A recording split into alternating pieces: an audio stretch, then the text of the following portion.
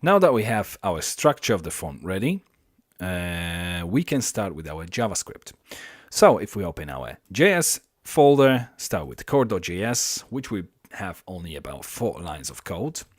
Function for the document ready. Then semicolon after this. We're going to be using strict mode, so use strict. And then we go for form object dot init. Basically, instantiate what we're going to be doing later on, which is in just a moment. Actually, we're going to open our form object. So let's do it straight away. And basically, this method will call all of the necessary triggers basically for things to be happening. So we have our core.js. We can close now. We can start with our form object. And in our form object, we're going to start with var form object equals 2 curly brackets, semicolon after that. The first property will be an array and will be called allowed, this is where we're going to specify what extensions we want to be allowed basically for the upload.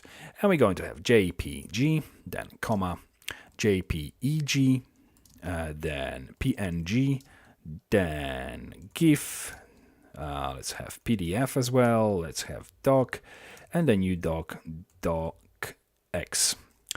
And I think that's enough for the extension. If you want to add anything else, entirely up to you.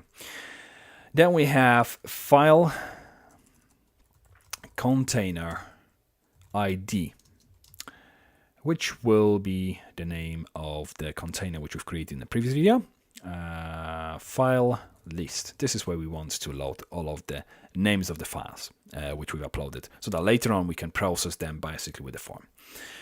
And then we start with our init methods.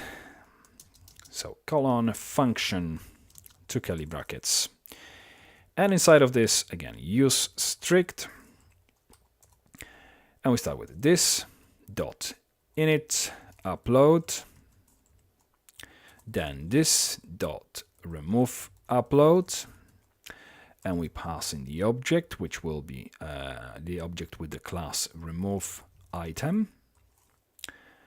Next one is this dot submit click, and another object with the class submit. As you may remember, our link had this class assigned to it. Then we have this dot submit return, and we're going to have just an ordinary input tag here.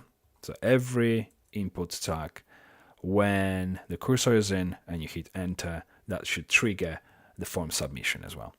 This submit form, and we're going to have our form contact here. You can apply the class and then attach this class to the form, if you have any other forms you want to obviously trigger using this method. But we only creating one form, so I'm using ID and basically hard coding this here onto this specific method. Okay, I think that's enough for this video. Let's move to the next one, where we're going to start creating template for the newly uploaded item.